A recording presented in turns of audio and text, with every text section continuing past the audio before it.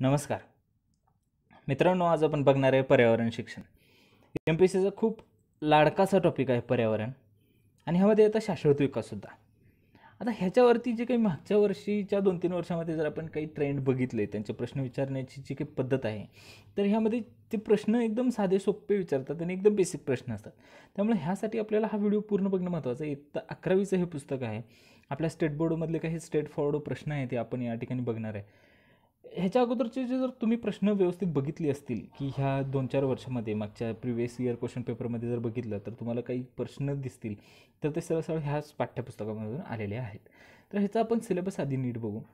सिलेबसमध्ये जर तुम्ही बघितलं तर तुम्हाला काय दिसतंय सिलेबसमध्ये? हा आला आपला सिलेबस. तर ह्या आपलं एकूणच जे काही सिलेबस आहे, तर ह्या सिलेबसमध्ये आपल्याला काय दिसतं? पर्यावरण आणि शाश्वत विकास. हा शाश्वत विकास जो आहे, सस्टेनेबल डेव्हलपमेंट, तर हा आपल्यासाठी कशासाठी महत्त्वाचा आहे? कारण युनायटेड नेशनची काही सस्टेनेबल डेव्हलपमेंट गोल्स आहेत, तर ती एकूण आहेत 17 गोल्स. आणि काय आहे तर 169 काय आहेत तर टार्गेट्स आहेत. तर सस्टेनेबल डेव्हलपमेंट गोल हे युनायटेड नेशनचे आहेत, 17 त्या ठिकाणी गोल्स आहेत आणि 169 त्या ठिकाणी टार्गेटसुद्धा आहेत. तर त्याच्या अगोदर सस्टेनेबल डेव्हलपमेंट गोल्सच्या अगोदर काय होतं तर मिलेनियम डेव्हलपमेंट गोल होते, MDG. ठीक आहे. आणि मग हे जे काही पर्यावरण आणि शाश्वत विकास, तर ह्याच्यामध्ये आपल्याला काय त्याची व्याप्ती, आंतरराष्ट्रीय राष्ट्रीय संघटना असतील आणि त्यासाठीच योगदान देणारे कोण विशेष अशा व्यक्ती आहेत का, या ठिकाणी त्यांच्या निधनवर्त आहेत किंवा त्यांना एखादा पुरस्कार मिळाला आहे का, अशाही व्यक्तींचा या ठिकाणी विचार केला जातो. आणि त्यानंतर शाश्वत विकासाची व्याख्या काय. त्यानंतर परिसंस्था, इकॉलॉजी काय आहे, तर त्याच्यामध्ये काय काय येतं, तर त्याची व्याप्ती कशी आहे, त्याची रचना कशी आहे, त्याचे प्रकार किती आहेत. आणि सगळ्यात महत्त्वाचं म्हणजे जर हा तुम्ही 2.7 हा जर बघितला, तर तुम्हाला एकूणच परिस्थितीकीय उन्नत अनुक्रमण म्हणजे इकॉलॉजिकल सक्सेशन्स दिसतील. तर इकॉलॉजिकल सक्सेशन ह्याला इंग्रजीमध्ये म्हणतो, आपण हे मराठीमध्ये बघतो. तर UPSC जर करत असाल तर तुम्ही हे अतिशय महत्त्वाचं आहे. इकॉलॉजिकल सक्सेशन काय आहे, प्रायमरी आणि सेकंडरी इकॉलॉजिकल सक्सेशन्स काय आहेत, त्यामध्ये सिरियल स्टेजेस वगैरे येतात. आणि मग त्याच्यामधला बेसिक फरक काय, अशाही पद्धतीचे प्रश्न या ठिकाणी आपल्याला विचारले जाण्याची शक्यता दाट आहे. मग त्यानंतर जैवविविधता.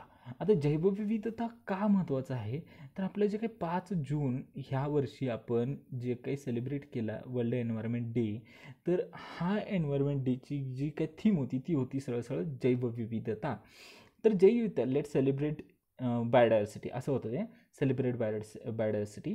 तर जैवविविधता काय आहे, तर त्याचे स्तर कोणते आहेत, त्याची मूल्य कोणती आहेत. आणि भारत एक स्वतः एक बहुजैवविविध असा देश आहे, म्हणजे मेगा डायव्हर्स कंट्री.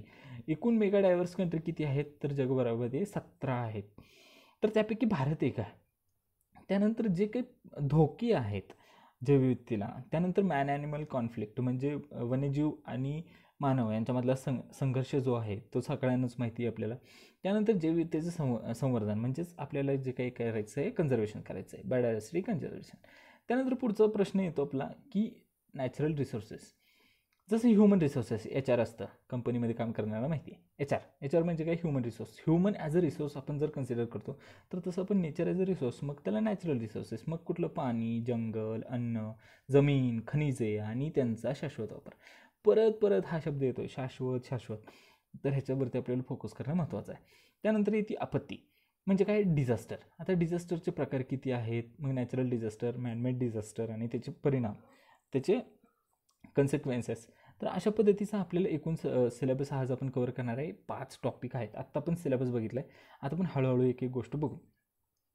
तर या ठिकाणी तुम्हाला दिसतंय की मगाशी मी उल्लेख केला त्याप्रमाणे की एकूणच आपण जो काही पर्यावरण दिन साजरा करतो, तर कधी करतो, तर तो 5 जूनला करतो. त्याच्यानंतर ही जी काही स्टॉकहोम परिषद झाली, तर ही स्टॉकहोम परिषद काय आहे, तर ही स्वीडनची राजधानी. ह्या स्वीडनच्या राजधानीमध्ये काय झालं की मानवी पर्यावरण एक विषय एक आंतरराष्ट्रीय परिषद या ठिकाणी आयोजित केली. तर ती काय होती, कुठली परिषद होती, तर मानवी पर्यावरण विषयक एक परिषद होती आंतरराष्ट्रीय. आणि ती कुठं झाली, तर स्टॉकहोममध्ये झाली. आणि कधी झाली, तर 5 जून ते 14 जून 1972 झाली. मग त्यामुळं काय झालं की 5 जून हा आपण काय केला, तर जागतिक पर्यावरण दिन म्हणून या ठिकाणी आपण साजरा करतो. तर त्यावेळेस काही एक घोषवाक्य किंवा बोधवाक्य होतं, तर ते काय होतं, तर अवघी एक पृथ्वी, ओनली वन अर्थ. आपल्याकडे किती पृथ्वी आहे, तर एकच पृथ्वी आहे जी आपल्याला लाईफला सपोर्ट करते. तर अवघी एक पृथ्वी हे बोधवाक्य होतं. आणि मग आपण 5 जून हा दिवस काय करतो, तर जागतिक पर्यावरण दिन म्हणून त्या ठिकाणी घोषित केला आणि त्यानंतर आपण ते पर्यावरण दिन म्हणून आपण त्या ठिकाणी साजरा करतो. आता पर्यावरणाचे 4 विभाग असतात. कोणते कोणते? तर वातावरण, जलावरण, शिलावरण आणि जीवावरण. आता हे ज्यावेळेस आपण बघणार आहे तर त्यावेळेस वातावरणामध्ये, आता पहिला टॉपिक कुठला आपला? वातावरण. आता वातावरणामध्ये काय आहे तर एकूणच त्याचे काही थर आहेत. तर हे थर आपल्याला कायम विचारले गेलेले आहेत की ह्या थरामध्ये काय आढळतं, त्या थरामध्ये काय आढळतं, ओझोन कोणत्या थरामध्ये आढळतं. तर हे आपल्याला विचारलं गेलेलं असल्यामुळे आपल्याला हे महत्त्वाचं बनतं. ह्याच्यामध्ये काय तपांबर आहे, स्थितांबर आहे, दलांबर आहे, बाह्यांबर आहे. तर हे जे काही थरं आहेत ह्या थरांच्या मध्ये पण काही थर असतात, तर ते सुद्धा बघणं आपल्याला महत्त्वाचं आहे. मग हे तपांबर काय असतं तर तपांबर पृथ्वीच्या पृष्ठभागापासून म्हणजे जमिनीपासून हे 12 किलोमीटर उंचीवरती असतं. ह्याला आपण तपांबर म्हणतो. ठीक आहे. आणि मग काय होतं की हे तापमान काय आहे 160 मीटरने आपण जसजसं उंच जाऊ तसतसं ते 10 डिग्रीने कमी कमी होत जातं. 160 मीटरला 10 डिग्रीने काय होतं तर ते कमी होते जसं वरती जाईल तसं. मग काय होतं की थोड्या वेगवेगळ्या उंचीवर वेगवेगळ्या ठिकाणी भिन्नता आढळते. It's okay. मग ह्याच्यामध्ये एकूणच काय असतं तर बाष्पकण, धुलीकण, जलकण, हे सगळं कशामध्ये सापडतं आपल्याला तर तपांबरामध्ये सापडतं. मग होतं काय की तपांबर आणि त्याच्यावरती तो आहे जो स्थितांबर ज्याच्यामध्ये ओझोन सापडतो, ह्यांच्यामध्ये एक थर आहे. ठीक आहे. तर त्याला काय म्हणतो आपण? तपस्तब्दी, ट्रोपोपॉज म्हणतो. ट्रोपोपॉज एक लेअर आहे. तर तो लेअर किती असतो? तो 2 ते 3 किलोमीटरचा एक लेअर असतो. आणि तो काय करतो? छतासारखं काम करतो. म्हणजे वरचा थर वेगळा आणि खालचा थर खाली वेगळा आणि मध्ये कोण असतो तर हा आपला ट्रोपोपॉज असतो. खालचा थर कुठला? जो पृष्ठभागापासून चालू होतो तो आपला तपांबर आणि वरचा जो असतो तर स्थितांबर. ह्याच्यामध्ये जो असतो तो आपली असते तपस्तब्दी म्हणजे कुठला तर ट्रोपोपॉज. मग ह्याच्यामध्ये काय असतं तर एकूणच तिथं कुठल्याही पद्धतीचं ढग, वीज, वादळ अशा पद्धतीचं तिथं काहीही आविष्कार आढळत नाहीत. ठीक आहे. हा एक मधला थर आहे. त्याच्यानंतर महत्त्वाचा कुठला थर येतो तर तो आपल्याला परीक्षेच्या दृष्टीने अतिशय महत्त्वाचा आहे तर तो आहे स्ट्रॅटोस्पियर म्हणजे स्थितांबर. आता स्थितांबर काय करतं तर तपस्तब्दी मगाशी बघितलं आपण ट्रोपोपॉजच्या वरती जो काही आहे तो साधारणपणे 32 किलोमीटर. आणि मग ह्याला आपण काय म्हणतो तर आयसोथर्मल झोन असं म्हणतो. आणि सूर्यापासून मिळालेली उष्णता ॲक्च्युली ह्या थरामध्ये शोषून घेतली जाते. थर्मल म्हणजे ऊर्जा. ठीक आहे. जी सूर्यापासून मिळते ती ऊर्जा. आयसो म्हणजे एकच, म्हणजे तुम्हाला माहिती आहे आयसोथर्मल, आयसोसलाईन, आयसोबार, आयसोटोप, तर त्यातलाच हा प्रकार आहे. तर मग अशा पद्धतीने मग त्यानंतर येतो आपला ओझोन. तर ह्याच्यासाठी आपल्याला हा कशासाठी महत्त्वाचा तर त्याची जी उंची आहे ते 20 ते 35 किलोमीटर उंचीवरती काय सापडतं आपल्याला तर ओझोनचं एक आवरण सापडतं. मग त्याला काय म्हणतो आपण? ओझोनांबर म्हणतो. ओझोनोस्पियर. आता होतं काय की हा एक अप्रूप आहे ऑक्सिजनचा O3. तर ह्याच्यामध्ये काय केलं जातं तर अल्ट्राव्हायोलेट रेज ह्या शोषून घेतल्या जातात. पण अल्ट्राव्हायोलेट रेजमध्ये परत ABC आहे ते आपल्याला माहीत असणं गरजेचं आहे. अल्ट्राव्हायोलेट रेज कोणत्या प्रकारचे असतात, त्यातल्या नेमक्या कुठल्या पृथ्वीसाठी घातक आहेत आणि कुठल्या शोषून घेतल्या जातात. मग ह्याला काय म्हटलं जातं तर एक छत्री म्हटलं जातं. अल्ट्राव्हायोलेट जे काही रेज आहेत त्याच्यामध्ये ABC. तर हे जे काय आहे आणि ह्याच्यामुळे काय होतं तर ज्यावेळेस ओझोन कमकुवत होत जातं मग ह्यावेळेस आपल्याला सरळ प्रश्न विचारला जातो की असं ज्यावेळेस एन्व्हायरमेंट न्यूजमध्ये असतं त्यावेळेस आपल्याला विचारतं की ओझोन छिद्र आपल्याला कधी सापडलं. तर ओझोनचं जे होल आहे ते आपल्याला कधी सापडलं, कुठं सापडलं तर ते अंटार्क्टिकावरती होतं. ते आता बऱ्याच प्रमाणात कव्हरसुद्धा झालेलं आहे. मग येतं दलांबर, त्याला आपण आयनंबर म्हणतात. आयनोस्पियर. हे जे आयन आहेत हे किती आहेत तर ते 360 ते 400 किलोमीटर अंतरावरती जो काही भाग आहे त्याला आपण काय म्हणतो आयनंबर असं म्हणतो. तर ह्या भागावरती काय असतं तर एकूणच जे काही रेडिओ तरंग आहेत आपल्या रेडिओ वेव्ज आहेत ते पृथ्वीवरती परत फेकून दिल्या जातात. त्याला परावर्तन म्हणतो आणि त्यामुळे आपल्याला त्या ठिकाणी रेडिओ ऐकू येतो. पण ह्या जे काही इथं फक्त 1% हवा असते, म्हणजे हवेचं प्रमाण जसं वरती जाईल तसं कमी झालेलं आपल्याला दिसून येतं. मग त्यानंतर काय येतं तर मध्यांबर. आता मध्यांबर हा कोणत्या 2 ह्याच्यामध्ये आहे तर स्थितांबरापासून वेगळा करतो तो. ठीक आहे. आणि तो 85 किलोमीटरचा आहे. आणि इथं म्हणजे आता मगाशी बघितलं की आपण तिथं फक्त 1% हवा आहे. तर ती हवा जी आहे ती -90 डिग्री म्हणजे -90 एवढ्या अंश सेल्सिअसला ती काय आहे मध्यस्तब्दी असते आणि ह्याच्यामध्ये जेट विमानं आणि इथून काही जास्त फुगेवरती जात नाहीत, पुरेसे उंच जात नाही. त्यानंतर येतं काय तर एक्झोस्पियर. एक्झोस्पियर काय करतो तर 500 ते 750 किलोमीटर अंतरावरती असतो. रॉकेट आणि रेडिओ वेव्ह जे आहेत त्या परावर्तित करण्याचं आपल्याला त्या ठिकाणी काम करतो. आणि परत तिथलं हवामान अजून कमीच होतं. मग तिथली जे काही टेम्परेचर आहे ते अजून कमी होतं. तर ते 1700 डिग्रीपर्यंत कमी झालेलं दिसून येतं. तर इथं काय दिसतं, तर ह्याच्यामध्ये ऑक्सिजन, हेलियम, हायड्रोजन हे न्यूट्रल अणू असतात. ठीक आहे. हे काय होतं, परत परत जाऊन तिथं न्यूट्रल होतं. आणि इथं चुंबकीय मंडल ह्याला चुंबकीय मंडल सुद्धा असं म्हणतात. म्हणजे सरळ प्रश्न आपल्याला होऊ शकतो की चुंबकीय मंडल कशाला म्हणतात, तर ते कशाला म्हणतात, एक्झोस्फिअर बाह्यांबराला चुंबकीय मंडल असं म्हणतात. परत एकदा बघा, चुंबकीय मंडल हे बाह्यांबराला म्हणतात. मग हे सगळं आपण ज्यावेळेस बघतोय त्यावेळेस आपल्याला पुढे जाऊन काय बघायचं आहे, हे आपण बघितलं आत्तापर्यंत की जीवावरण. तर जीवावरणामध्ये जर बघितलं तुम्ही तर एकूणच वातावरणामधले सगळे घटक या ठिकाणी कव्हर होतात. मग आता पण पुढं जाऊ. हे पृथ्वीचं अंतरंग तुम्हाला या ठिकाणी दाखवलं की कोअर आहे, आवरणं आहेत. ठीक आहे. आणि मग आता ज्यावेळेस आपण जलावरण बघतो, तर जलावरण काय आहे, तर पृथ्वीचा एकूण जो भाग आहे त्याच्यामधला 71% भाग हा पाण्याचा आहे. हे आपल्याला सर्वांना माहीत असतं. तर इथं जे काही भरलं आहे ह्याच्यामध्ये महासागर आहेत. तर ते किती महासागर आहेत सगळ्यात महत्त्वाचं, तर एकूण आहेत 5. तर ते महासागर आहेत ते म्हणजे आपल्याला जर विचारलं की महासागर हे शार्तीनुसार लावा, तर आपल्याला ते माहीत पाहिजेत.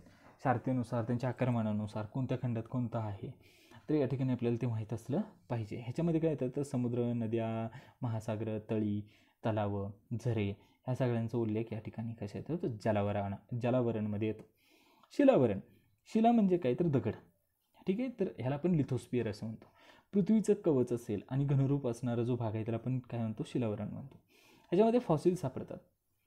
फॉसिल फ्युएल्स सगळे सापडतात. जे काही कालाच्या ओघामध्ये जे काही पुरले गेलेले आहेत, गाडले गेलेले आहेत, त्याच्यानंतर काय होतं, तर जीवाश्म होतं, म्हणजे फॉसिल फ्युएल होतं, जीवाश्म इंधन. आणि ह्याच्यामध्ये पोषक असे मूलद्रव्यसुद्धा असतात. कोणाच्या वाढीसाठी, तर वनस्पतींच्या वाढीसाठी. मग जीवावरण म्हणजे एकूणच काय, तर जिथं जीवांचं अस्तित्व असतं तर त्या थराला आपण काय म्हणतो, तर जीवावरण असं म्हणतो. इथं सजीव प्राणी असतात आणि त्यांच्यामध्ये जे काही अंतरक्रिया होतात, मग ते सिम्बायोटिक रिलेशनशिप असेल, पॅरासाइट्स असतील, तर एकूणच ह्याच्यामध्ये हे सगळं आपल्याला दिसून येतं.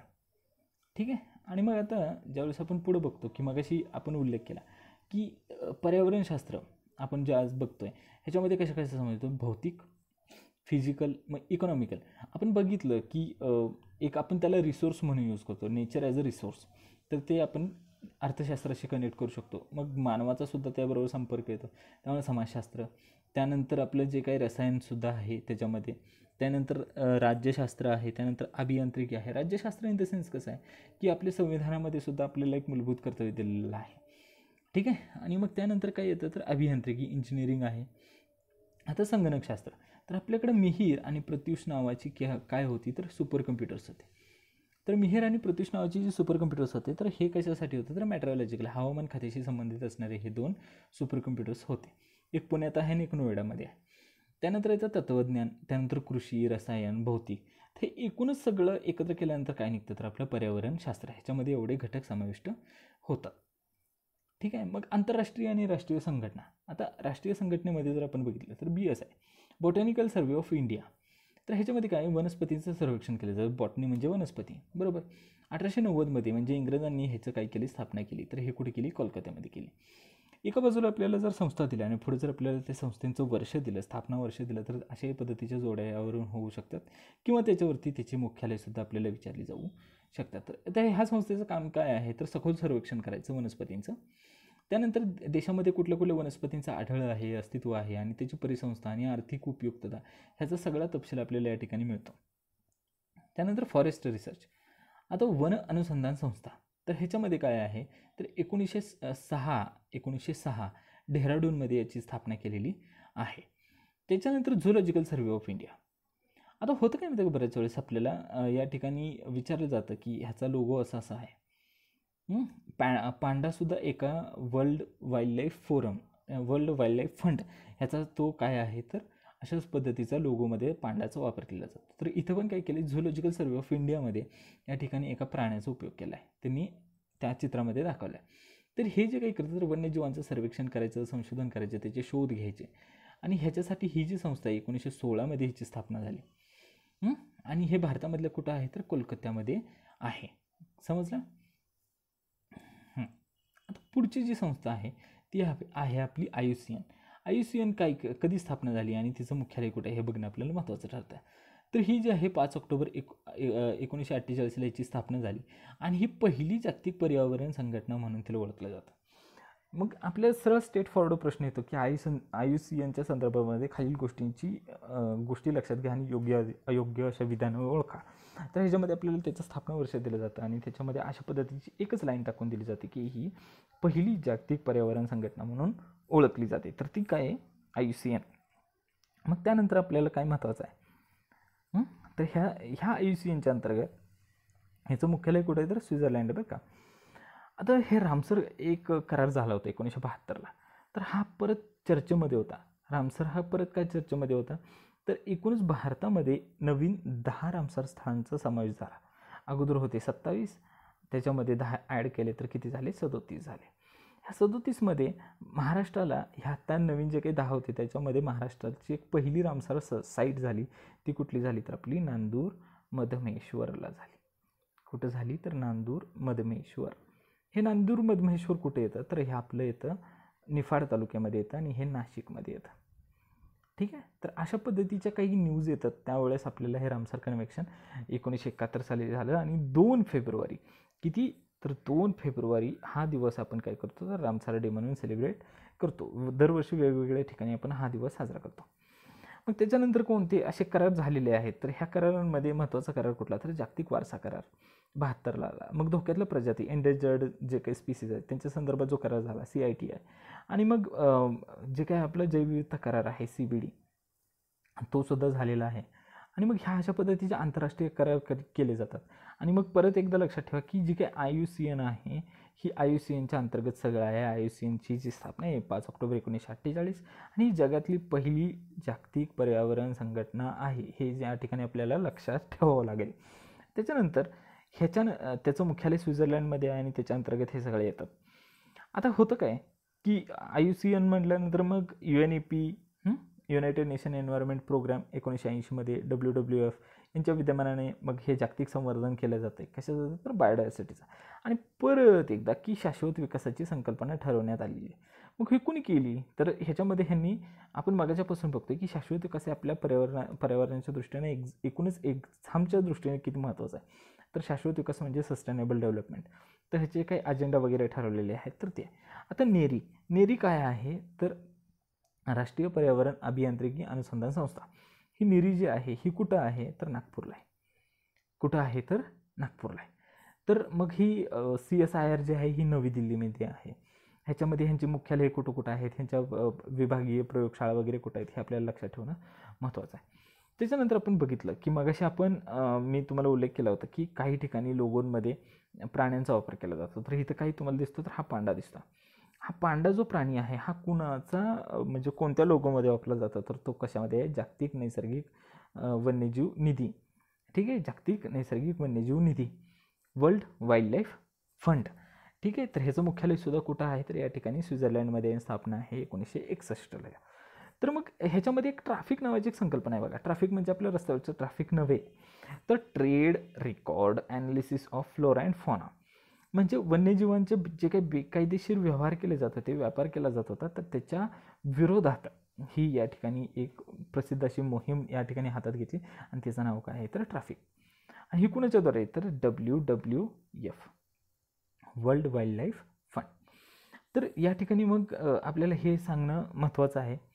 त्यानंतर बघितलं आपण तर united nation environment programme. United nation environment programme हे पण खूप महत्त्वाचं आहे. बऱ्याच वेळेस आपल्याला विचारलं जातं त्याचं मुख्यालय त्याची स्थापना तर संयुक्त राष्ट्र पर्यावरण कार्यक्रम युनायटेड नेशन एन्व्हायरमेंट प्रोग्राम ह्याची स्थापना 72ला झाली. नैरोबी केनिया येथे करण्यात आली होती. त्याच्यानंतर आपल्याला ह्या ठिकाणी महत्त्वाचं काय ठरतं तर त्यांचं जे काही घोषवाक्य किंवा ब्रीदवाक्य आहे हे ब्रीदवाक्य तुम्ही या ठिकाणी बघा. ब्रीदवाक्य तुम्हाला दिसतंय काय लिहिलं आहे तर काय लिहिलं एकूणच हे महत्त्वाचं आहे बघा आपल्यासाठी एकूणच. तर भविष्यातली जी पिढी, येणारी पिढी आहे, त्यांच्या जीवनाच्या गुणवत्तेशी कुठल्याही पद्धतीची तडजोड न करता पर्यावरणाचं संवर्धन करायचं आणि त्या स्वतःच्या जीवनाची गुणवत्ता सुधारण्यास लोक आणि राष्ट्रांना प्रेरणा देण्यासाठी आणि त्याबाबत माहिती देण्यासाठी जे नेतृत्व केलं जातं आणि भागीदारीला प्रोत्साहन दिलं जातं, तर हे युनायटेड नेशन एन्व्हायरमेंट प्रोग्राम, म्हणजे कुणाचं हे घोषवाक्य आहे तर UNEP, united nation environment programme, ह्याचं हे काय आहे तर ब्रीद वाक्य आहे आणि हीच शाश्वत विकासाची व्याख्यासुद्धा आहे. तर हे आपल्याला या ठिकाणी महत्त्वाचं ठरतं. परत एकदा लक्षात घ्या की एकूणच ही जी व्याख्या आहे की आता सध्याची जी पिढी आहे, ह्या पिढीच्या लोकांना यांची जीवनाची गुणवत्ता सुधारू द्यायची, पण भावी पिढीच्या कुठल्याही तडजोड करायची नाही. भावी पिढीला जे आपण एन्व्हायरमेंट देणार आहे ते चांगल्याच पद्धतीनं देणार. तर ह्याचं जे काही हे ब्रीद वाक्य आहे तर युनायटेड नेशन एन्व्हायरमेंट प्रोग्राम यांचं आहे. आता सेंट्रल पोल्युशन कंट्रोल बोर्ड, तर हे पण सारखं न्यूजमध्ये असतं बघा. तर आपल्याला हे महत्त्वाचं ठरतं की हे कुठं आहे, काय आहे आणि कशाच्या संदर्भात याची स्थापना झाली. तर CPCB ही एक कायदेशीर संस्था आहे सगळ्यात महत्त्वाचं. आणि 1974 जल अधिनियम 1974 जे काय आले ह्या कायद्याअंतर्गत ह्याची स्थापना झाली. तर आपले सरळ प्रश्न येऊ शकतो की CPCBची स्थापना कोणत्या अधिनियमानुसार झालं, तर ते जल अधिनियम 1974 होतं. ठीक आहे. तर ह्यांच्याकडे काय काय कामं आहेत, तर जल वायू प्रदूषण प्रतिबंध आणि ह्याला नियंत्रण करण्यासाठी, हवेची गुणवत्ता सुधारण्यासाठी केंद्राला सल्ला देणं, आणि ही एक काय आहे तर कायदेशीर संस्था आहे CPCB. मग ह्या अशा पद्धतीचं आपल्याला या ठिकाणी लक्षात ठेवणं महत्त्वाचं आहे. मग आता हे BNHS Bombay natural history society, तर इथं काही वापरले बघा. तर आपला हॉर्नबिल आहे. ठीक आहे, हॉर्नबिल आहे. तर हे मागाच्यापासून आपण बघतोय की पांडा कोणाचा होता तर वर्ल्ड वाईल्ड लाईफ फंडचा, आणि BNHS इंडिया, तर ह्याचं जे काय आहे लोगो त्याच्यामध्ये कुठला पक्ष वापरला गेलेला आहे तर तो आहे आपला हॉर्नबिल. तर आता ह्याचं मुख्यालय ऑब्वियसली सहज दिसतंय की ते मुंबईलाच असणार. तर 1983 याची सुरुवात झाली आणि ही एक अशासकीय म्हणजे नॉन गव्हर्नमेंट NGO आहे. ह्या अनुदानाद्वारे चालते आणि ह्यांच्याकडून नॅचरल हिस्ट्री सोसायटी हे एक काय केलं जातं तर शोधपत्रिकासुद्धा नियतकालिकेच्या स्वरूपात त्या ठिकाणी प्रसिद्ध केली जाते. तर मग ह्याच्यावरती काय केलं जातं, पर्यावरणाचं संवर्धन आणि त्या संस्थेची ध्येय काय आहे. त्याच्यानंतर हे बघितल्यानंतर आपल्याला काय महत्त्वाचं आहे तर भारतीय वन्यजीव संस्था, तर हे 1982 आलं आणि ह्याचं एकूणच जैवविविधतेनुसार जे काही विषयावरती भारतभर संशोधन सुरू करायचं आणि ह्याचं मुख्यालय कुठं आहे तर डेहराडूनला आहे. तर हे आपल्याला लक्षात ठेवणं महत्त्वाचं आहे. आता त्याच्यानंतर काय आहे तर भारतीय पर्यावरण विषयक माहिती प्रणाली NVIS. तर ह्याच्यामध्ये काय केलं जातं तर नियोजन करणं, वैज्ञानिक, अभियंते, संशोधक ह्या सगळे काय करत असतात तर माहिती देत असतात. 1982 याची स्थापना झालेली आहे. आता सलीम अली खूप महत्त्वाचं एक व्यक्तिमत्व आपल्यासमोर आहे. तर मागाशी आपण बघितलं होतं की पर्यावरण क्षेत्रामध्ये विशेष ज्यांचं योगदान आहे अशी व्यक्ती म्हणलं तर आपल्याला पक्षीतज्ञ सलीम अली ह्यांची आपण लहान असताना गोष्टीसुद्धा ऐकल्या होत्या, आपल्याला धडे होते. तर ते भारताचे काय होते तर पक्षीप्रेमी होते आणि केवलदेव जे राष्ट्रीय उद्यान आहे भरतपूरचं ते डॉक्टर सलीम अली यांच्या प्रयत्नामुळे त्या ठिकाणी अस्तित्वात आलेलं आहे. आता तुम्हाला अजून एक गोष्ट सांगायची झाली तर जे काही आपलं नांदूर मधमेश्वर आहे, नांदूर मधमेश्वर जे निफाडमध्ये नाशिकमध्ये आहे, तर त्या ठिकाणी खूप मोठ्या प्रमाणावरती पक्ष्यांच्या वेगवेगळ्या स्थलांतरित पक्षीसुद्धा सापडतात. तर ते काय नांदूर मधमेश्वर जे आहे ना, तर त्या नांदूर मधमेश्वरला त्या ठिकाणी सलीम अली यांनी काय केलं होतं तर नांदूर मधमेश्वरला काय केलं होतं तर महाराष्ट्राचं भरतपूर असा त्याचा उल्लेख त्यांनी केला होता. महाराष्ट्राचं भरतपूर म्हणून कोणाला ओळखलं जातं तर नांदूर मधमेश्वरला, आणि हे कोणी दिलं होतं तर सलीम अलीने दिलं होतं. या ठिकाणी आपल्याला हे लक्षात ठेवणं महत्त्वाचं आहे. तर त्यांच्या प्रयत्नामुळं कुठलं अस्तित्वात आलं तर केवलदेव राष्ट्रीय उद्यान जे आहे हे सलीम अलींच्या प्रयत्नांमुळं त्या ठिकाणी ते अस्तित्वात आलेलं आहे. त्यानंतर केरळमध्ये जे काय आहे सायलेंट व्हॅली हा एक राष्ट्रीय उद्यान आहे. सायलेंट व्हॅली हे एक राष्ट्रीय उद्यान आहे आणि हे सुद्धा आता रिसेंटली चर्चेमध्ये होतं. ते कशामुळे होतं तर केरळमध्ये जी काही घटना घडली होती, एका हत्तीनीच्या तोंडामध्ये त्या ठिकाणी अननस दिला आणि तिचा मृत्यू झाला होता, त्यामुळे ते सायलेंट व्हॅली हे या ठिकाणी चर्चेमध्ये आलं होतं. तर हे ऑर्निथॉलॉजी म्हणजे काय माहिती का तर पक्ष्यांचं अभ्यास करण्याचं शास्त्राला पण ऑर्निथॉलॉजी असं म्हणतो. ठीक आहे, काय म्हणतो आपण पक्ष्याचा जो काय अभ्यास केला जातो शास्त्रशुद्ध पद्धतीनं, तर त्याला ऑर्निथॉलॉजी असं म्हणतो. ठीक आहे, मग जे पॉल वन्यजीव संवर्धन पुरस्कार हा कशाशी संबंधित आहे? तर हे कशाशी संबंधित आहे? तर एकूणच पर्यावरणाशी संबंधित आहे आणि ते पक्ष्यांशी संदर्भात आहे. त्याच्यानंतर काय येतं तर MC मेहता. कोण होते हे? तर MC मेहता हे 1984 पासून भारतातल्या पर्यावरणावर काम करणारे पर्यावरण तज्ज्ञ आणि सुप्रसिद्ध असे कायदेतज्ञ होते.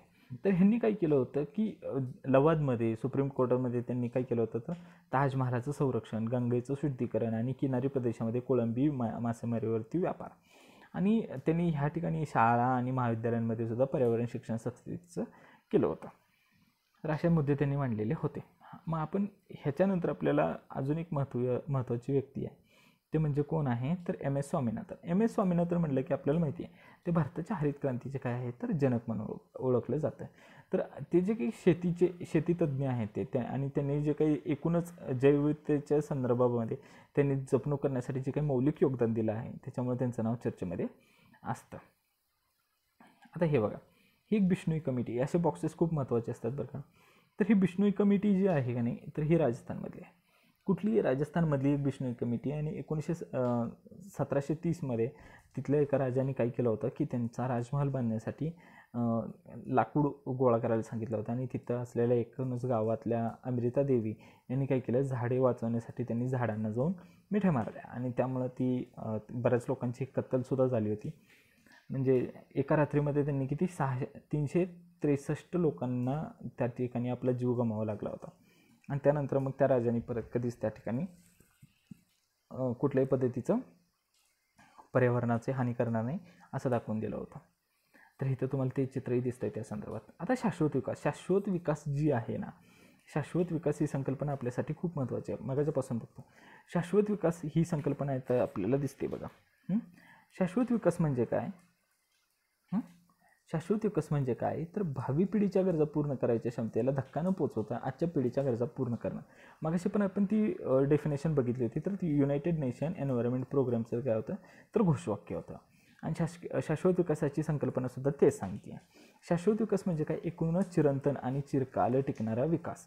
आता ब्रुटलँड ह्याच्यावरती खूप खूप इम्पॉर्टंट आहे मुलांनो, हे तुम्ही नोट करा, लिहून घ्या. ब्रुटलँडची काही रिपोर्ट आला होता 1987ला, तर त्याच्यामध्ये ह्याची व्याख्या या ठिकाणी अशी मांडली आहे की चिरकाल किंवा चिरंतन असा विकास. तर आर्थिक, पर्यावरण आणि सामाजिक. आर्थिक आपल्याला काय करायचं तर समतोल ठेवायचं, पर्यावरणाला सुरक्षित ठेवायचं आणि समाजातल्या प्रत्येक घटकाला संसाधनाचा वापर करण्यासाठी समाविष्ट करायचं. दिसतं इथं तुम्हाला ह्या तिघांना एकत्र केलं आहे, पर्यावरण, आर्थिक आणि सामाजिक, आणि हा आहे शाश्वत विकास. ह्याच्यामधला जो काही ह्या सगळ्यांचा समतोल साधून जे होईल तो शाश्वत विकास, जो चिरकाल टिकतो. ठीक आहे. आणि मग युनायटेड नेशननी काय केलं होतं की 2005 ते 2015 हा शाश्वत विकासासाठी आणि शिक्षणासाठी दशक असं डिक्लेअर केलं होतं, घोषितसुद्धा केलेलं होतं. ठीक आहे. आणि इथं एक महत्त्वाची अशी एक बॉक्सेस आहेत, असे विचारले जाऊ शकतात आपल्याला परीक्षेला. तर निसर्गामध्ये मानवाच्या गरजा पूर्ण करण्याची क्षमता आहे, पण माणसाची हाव भागवण्यासाठी ती साधन संपत्ती नाही, असं कोण म्हटलं होतं तर आपले महात्मा गांधी म्हटले होते. ठीक आहे. आता आपण पुढे जाऊ. आता परिसंस्था.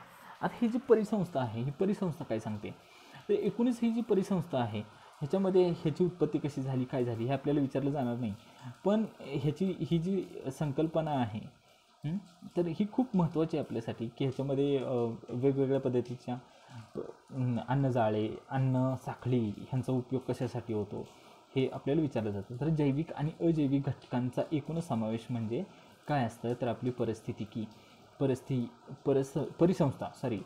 असते. ठीक आहे. परिसंस्था रचनेमध्ये कोणते येतात तर बघा,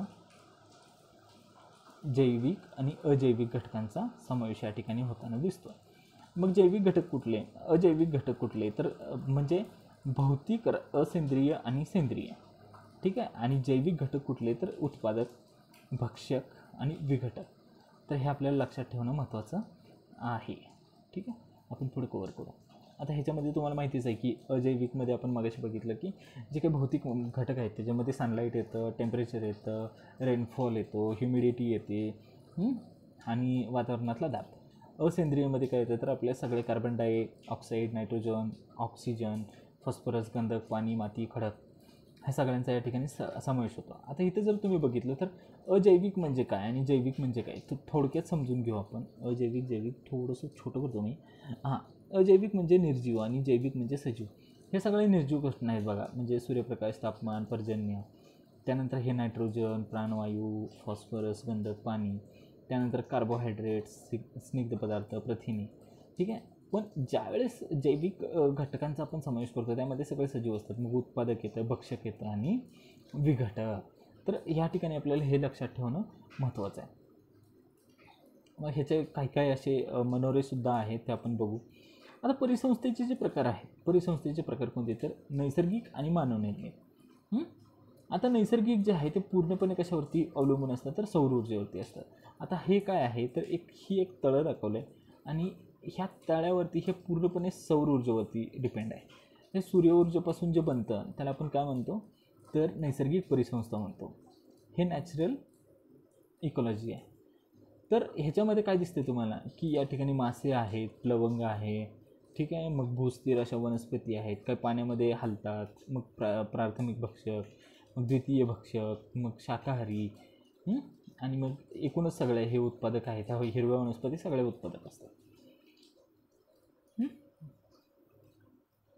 आता हे बघितल्यानंतर आपल्याला महत्त्वाचं काय आहे, ह्या अन्न साखळी आणि मानवनिर्मित ज्या काही परिसंस्था आहेत, मानवनिर्मित परिसंस्थेमध्ये कशा कशाचा समावेश होतो तर सजीव आणि निर्जीव घटकांमध्ये लक्षणीय प्रमाणात काय झाले मानवी हस्तक्षेपामुळे त्या ठिकाणी काही घट होताना आपल्याला दिसून येते। आणि ते काय असतं तर स्वनियमित अशी यंत्रणा नसते। निसर्गाचं कसं असतं नियमित एक सायकल असते, ते सायकलमध्ये घडत असतं, पण पोषण पदार्थांमध्ये जे चक्रीकरण असतं ते किरकोळ प्रमाणात होत असतं, ठीक आहे।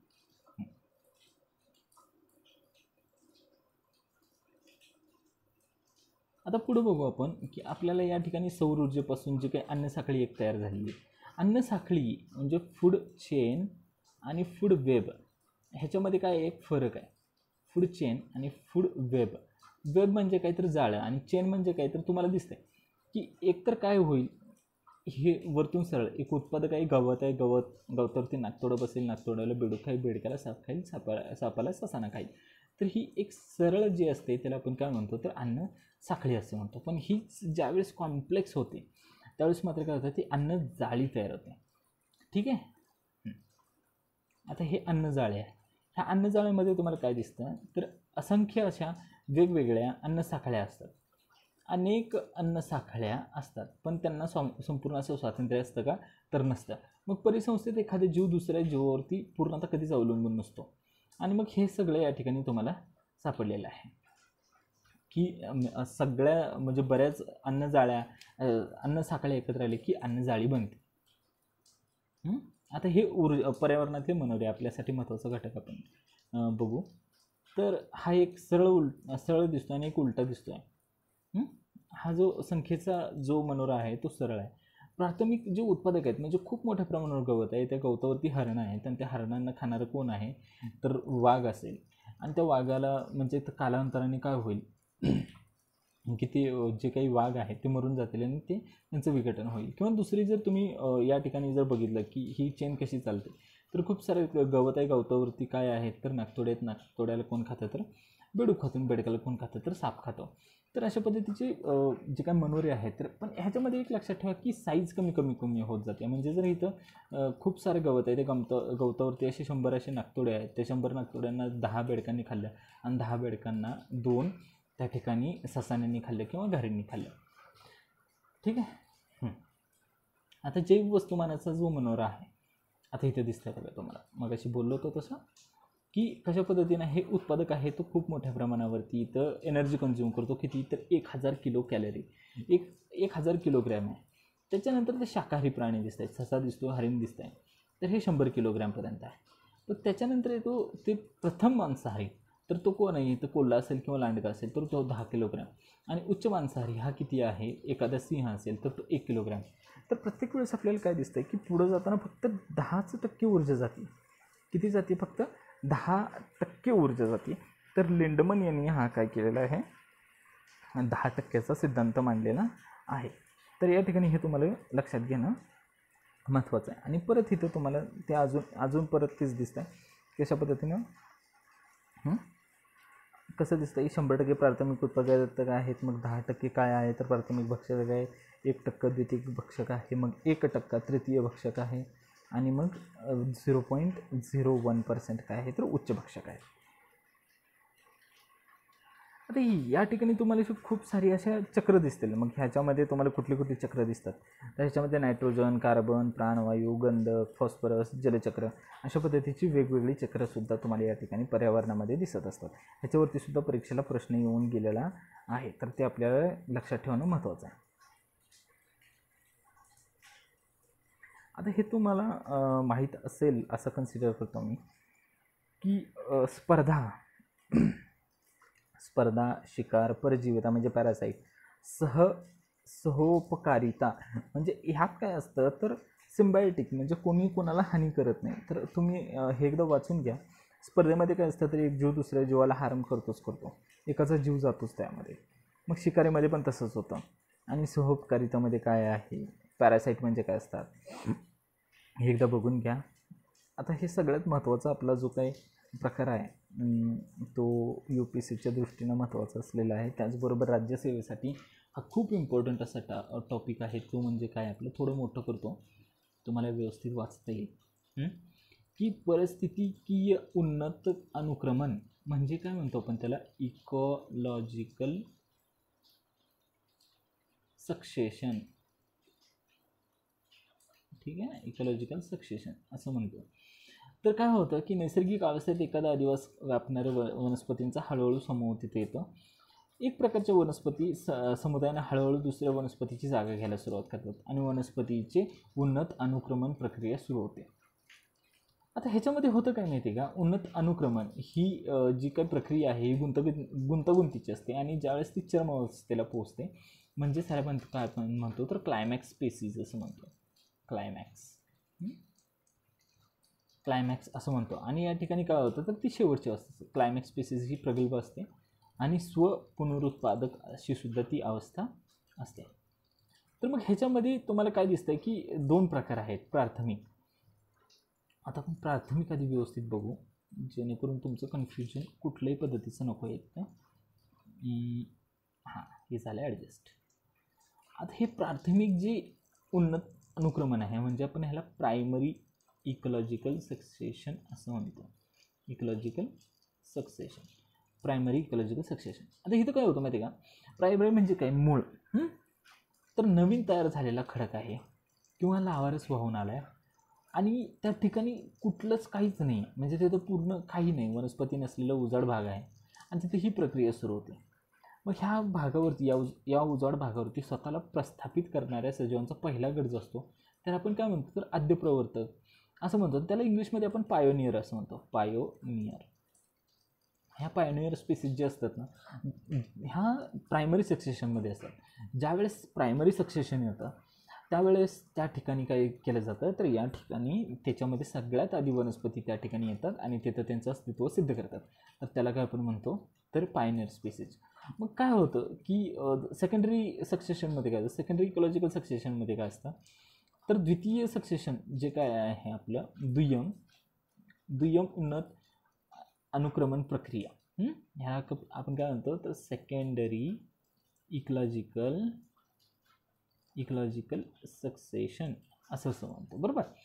आता होतं काय माहिती आहे का, प्रायमरीमध्ये लावारस आला होता किंवा एकदम उजाड होतं, पण इथं काय आहे की पूर्वी त्या ठिकाणी वनस्पती होत्या पण त्या वनस्पती नाहीशा झाल्या. मग त्यावेळेस काय होतं की अशा जागी जी प्रक्रिया सुरू होते, म्हणजे आता फॉर एक्झाम्पल आग लागली किंवा जोराचा वारा आला आणि मातीची धूप झाली, दुष्काळ पडला, खूप जास्त पाऊस पडला, तर अशा वेळेस तिथल्या वनस्पती नाहीशा झाल्या आणि त्याच्यानंतर तिथं ही प्रक्रिया चालू होती त्या उजाड भागावरती ही प्रक्रिया चालू होते आणि त्याला काय म्हणतो आपण तर सेकंडरी. म्हणजे प्रायमरी आणि सेकंडरीमध्ये डिफरन्स काय, प्रायमरीमध्ये एकदम प्रायमरी म्हणजे तिथं कुठल्याच पद्धतीचं अस्तित्व त्या ठिकाणी नसतं, अगोदर कुठल्याही पद्धतीचं अस्तित्व. आता लावारस जर तिथे येत असेल तर ऑब्वियस आहे की तिथं कुठल्याही पद्धतीचं जीवसृष्टी तिथं नव्हती, त्यामुळं त्याला आपण काय म्हणतो तर प्राथमिक. पण दुय्यममध्ये काय होतं की ऑलरेडी त्या ठिकाणी होतं, पूर्वी वनस्पतींचे अस्तित्व होते पण आता तिथं ते नाही आहे, तर त्याला आपण काय म्हणतो दुय्यम म्हणतो. आता इथं तुम्हाला जर पिक्चर फॉर्ममध्ये हां आहे, तर हे जर तुम्ही बघितलं तर तुम्हाला असं दिसेल की हा दगड आहे, ह्या दगडावरती काय झालं, जीव, बुरशी, मॉसेस आणि लायकेन आले. मग त्यानंतर हळूहळू माती तयार व्हायला लागली, मग मातीतनं बारमाही गवत यायला लागलं, मग ठराविक कालावधीमध्ये ते गवत येऊन काय व्हायला लागलं, त्यातनं झुडपं यायला लागली आणि फायनली मग इथे झाडं यायला लागली. तर अशा पद्धतीचं हे इकॉलॉजिकल सक्सेशन तुम्हाला या ठिकाणी दिसून येतं.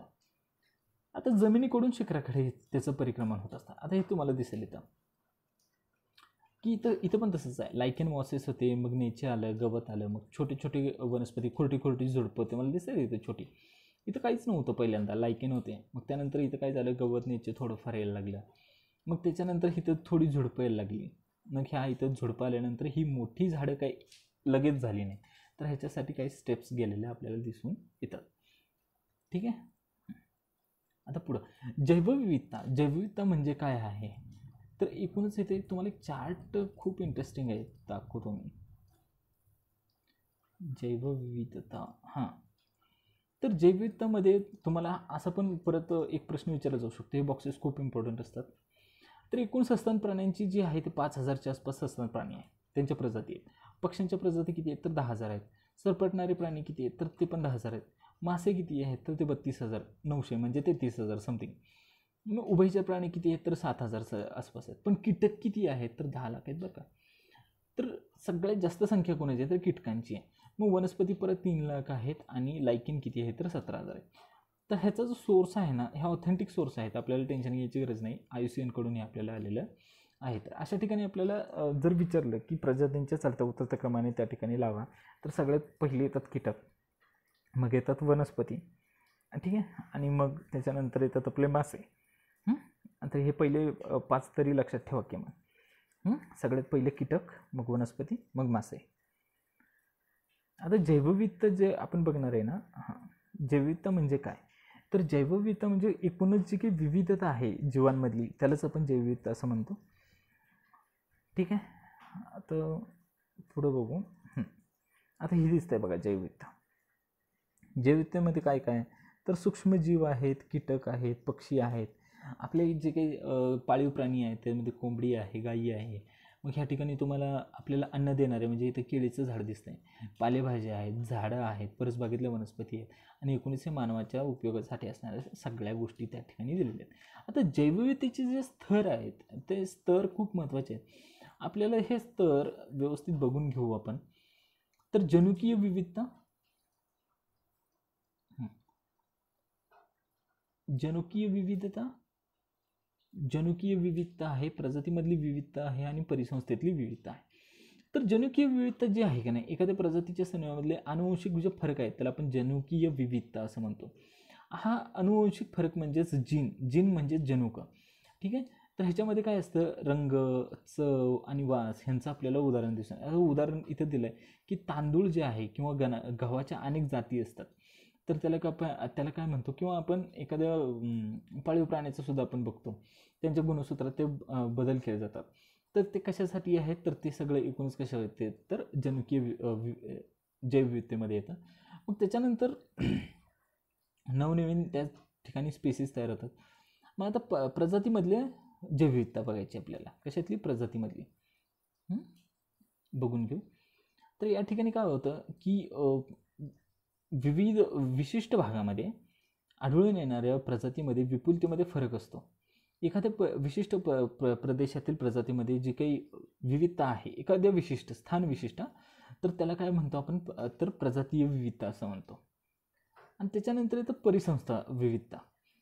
आता परिसंस्था जी आहे, तर पृथ्वीवर असणाऱ्या ज्या काही वेगवेगळ्या, म्हणजे फॉर एक्झाम्पल जंगलांची, आपण मगाशी तळ्याची जी बघितली परिसंस्था, तळी परिसंस्था, नदी परिसंस्था, जंगल परिसंस्था, समुद्र परिसंस्था, तर अशा काही अशा पर्टिक्युलरसुद्धा असतात, त्याला आपण परिसंस्था जैवविविधता असं म्हणतो. आपण हे बघितलं, हे लक्षात ठेवा की कोणाची संख्या किती आहे, तर कीटक 10 लाख आहेत, कीटक 10 लाख, त्याच्यानंतर येतात वनस्पती, आणि त्याच्यानंतर येतात मासे. पहिले 3 लक्षात ठेवा, आणि त्याचा सोर्स पण महत्त्वाचा आहे. हां, हे आता वाचून घेतो मी.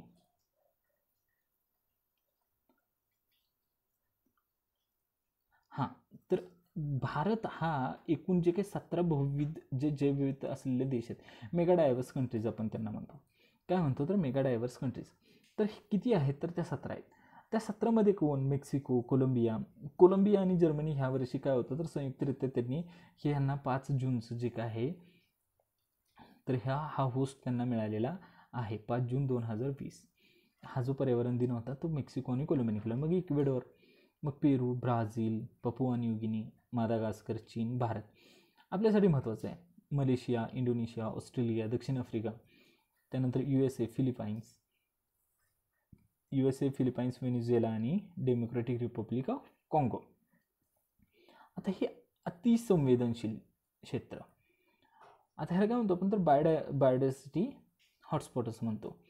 तर भारतामध्ये किती आहेत? जगामध्ये एकूण 35 आहेत आणि भारतामध्ये किती आहेत तर फक्त 2 आहेत. तर भारतामध्ये कुठलं पश्चिम घाट आणि पूर्व हिमालय. हे लक्षात ठेवा, मोस्ट इम्पॉर्टंट. आपण फक्त इम्पॉर्टंट बघतोय. ठीक आहे. हे एकूण 17 बहुविध देश आहेत. 35 काय आहेत तर त्या ठिकाणी बायोडायव्हर्सिटी हॉटस्पॉट आहेत आणि त्यापैकी 2 हे भारतामध्ये आहे. भारतात 2, जगात 35 आणि भारत हा 17 पैकी एक असा मेगा डायव्हर्स कंट्रीसुद्धा त्या ठिकाणी आहे. आता हे खूप महत्त्वाचं आहे. हा मॅप थोडासा छोटा करतो. आता भारतामध्ये जे काही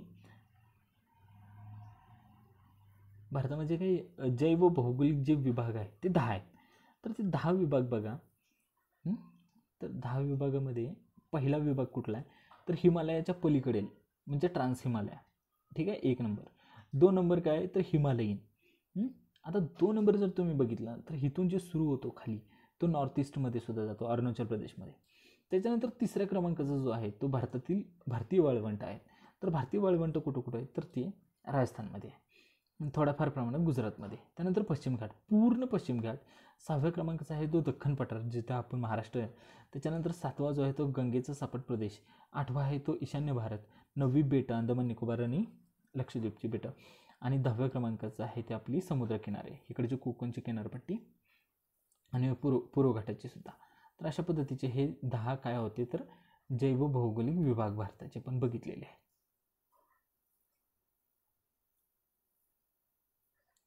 पुढे जाऊ आता. हां, आपल्याला हे महत्त्वाचं आहे. तर महाराष्ट्रामध्ये जे काही व्याघ्र प्रकल्प झाला, कुठला झाला महाराष्ट्रामध्ये? हां, हे बघा आता महाराष्ट्रातील व्याघ्र प्रकल्प. इंदिरा गांधी यांनी काय केलं होतं, व्याघ्र प्रकल्पाअंतर्गत व्याघ्र प्रकल्प अभयारण्य चालू केली होती. तर त्याच्यामध्ये सगळ्यात पहिला कुठला होता तर मेळघाट होता. 1973-74 हा इंदिरा गांधींचा काळ आहे. 1973-74 मेळघाट हा प्रकल्प पहिला व्याघ्र प्रकल्प म्हणून घोषित करण्यात आला होता.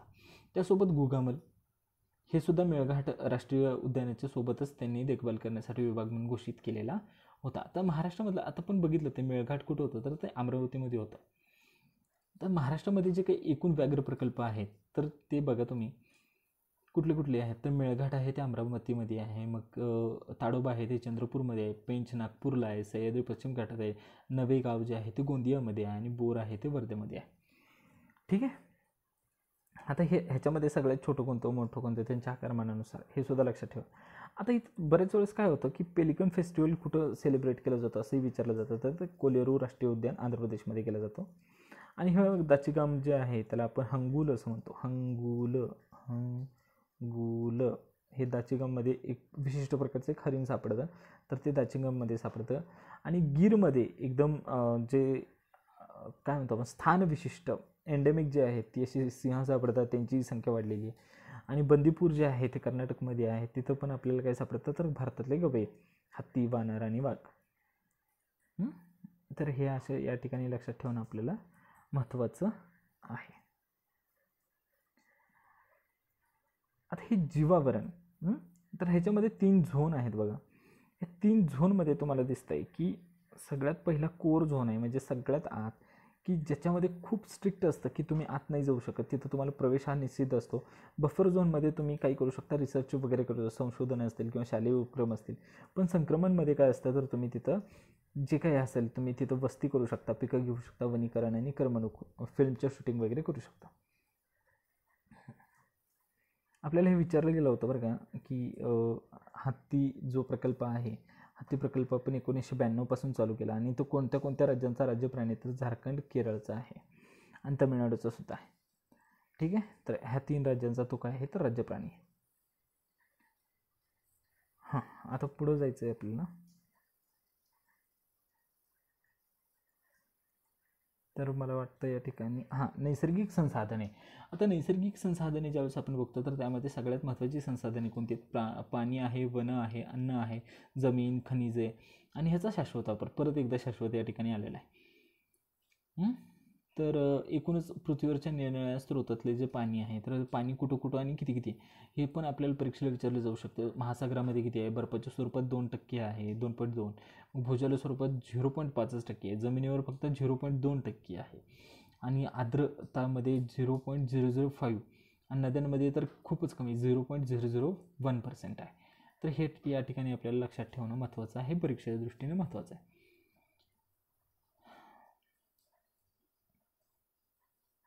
पुढं बघू आपण अजून कोणकोणते रिसोर्सेस आहेत. हे वाचून घ्या तुम्ही, वाटल्यास मी तुम्हाला हीच जी काही आपली या ठिकाणी जी PDF आहे ही मी तुम्हाला टेलिग्रामच्या आपल्या ग्रुपवरती सुद्धा देतो टाकून. मराठी माणूस म्हणून टेलिग्रामला जर तुम्ही सर्च केलं तर तुम्हाला ही PDF मी तिथे तुम्हाला देऊन टाकतो. ठीक आहे, आणि चॅनल अजून सबस्क्राईब केलं नसेल तर कृपया सबस्क्राईब करा, पैसे पडत नाहीत. आता सगळ्यात महत्त्वाचं जे आहे ते आपली आपत्ती. आपत्ती म्हणजे काय होतं, दरवर्षी कुठं ना कुठंतरी आपत्ती येते, महाराष्ट्रामध्ये येते, देशात येते. तर त्यावेळेस आपल्याला हा प्रकार महत्त्वाचा ठरतो. त्याचे प्रकार किती आहेत, नैसर्गिक कोणती, मानवनिर्मित कोणती आणि त्याचे परिणाम काय आहेत. आणि ह्याच्या संदर्भात बरीचशीच काम करणारे NDRFचे फोर्सेस वगैरे असतात, हे असतात. तर त्यांचं सुद्धा आपल्याला या ठिकाणी महत्त्वाचं आहे. भूकंप, सुनामी, भूस्खलन, पूर हे जे काय आहे ह्या नैसर्गिक आपत्तीची उदाहरणं आहेत. ठीक आहे, पण मानवनिर्मित जे आहे तर तुम्हाला माहीत असेल की रासायनिक, जैविक, अणुऊर्जा, आग, औद्योगिक अपघात, रस्ते अपघात, रेल्वे अपघात, हवाई अपघात. तर रिसेंटली एक घटना घडली होती की तमिळनाडूमध्ये आंध्रमध्ये त्या ठिकाणी काय झालं होतं, विशाखापट्टणम येथे वायुगळती झाली होती. तर ती वायुगळतीमध्ये कोणता वायू होता? तो स्टायरीन गॅस होता. कोणता? स्टायरीन जो गॅस होता ना त्याच्यापासून ती गळती झाली होती आणि त्याचं खूप मोठ्या प्रमाणावर त्या ठिकाणी हानीसुद्धा झालेली होती. तर हे आपल्याला लक्षात घेणं महत्त्वाचं आहे. ठीक आहे, आता हे भुजमध्ये कधी भूकंप झाला, आपल्याला बऱ्याच वेळेस अशा पद्धतीचे प्रश्न विचारले आणि हे प्रश्न सरळ सरळ ना ह्या स्टेट बोर्डमधले आहेत की भुजला भूकंप झाला, केदारनाथला कधी झाला होता, नेपाळला कधी झाला होता, मुंबईमध्ये कधी पूर आला होता. तर अशा पद्धतीचे जे काही आहेत ना ते सगळे ह्याच पुस्तकांमधून असतात. तर हे तुम्हाला बघणं महत्त्वाचं आहे. हे आलं का इथं भुजमध्ये कधी आला होता आणि 26 जुलै 2005ला मुंबईमध्ये पूर आला होता आणि प्रश्न ऑलरेडी येऊन गेलेला आहे. आता ही चक्रीवादळं इथं तुम्हाला दिसत आहेत परत एकदा. आता रिसेंटली कोणती कोणती चक्रीवादळं येऊन गेली तर आम्फान हे चक्रीवादळ कुठे येऊन गेलं तर बे ऑफ बेंगॉल. ठीक आहे, आणि निसर्ग कुठं आलं होतं तर ते हिंद महासागर म्हणजे आपल्या अरबी समुद्रात आलं होतं. तर या ठिकाणी हे तुम्हाला लक्षात ठेवणं महत्त्वाचं आहे आणि ह्या अनुषंगाने हे सगळं तुम्हाला हे वाचून घेणंसुद्धा तितकंच महत्त्वाचं आहे. सुनामी कसा येतो, काय येतो.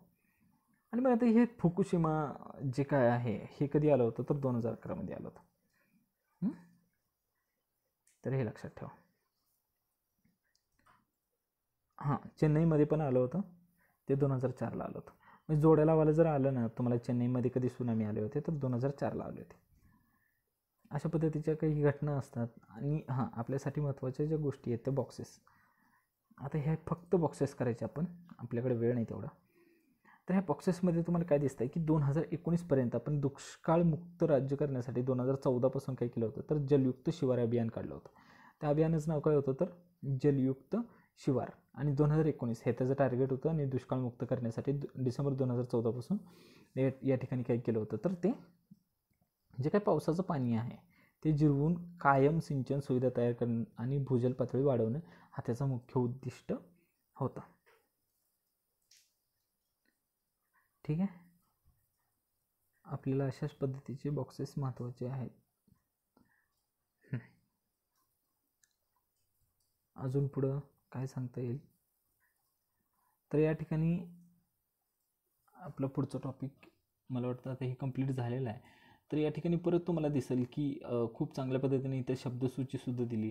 ज्यांना कुणाला इंग्लिशचा प्रॉब्लेम आहे किंवा इंग्लिश शब्द समजत नाहीत तर त्यांच्यासाठी अशा पद्धतीने आपल्याला या ठिकाणी व्यवस्थासुद्धा करून दिलेली आहे. तर हे तुम्ही एकूणच बघून घेऊ शकता.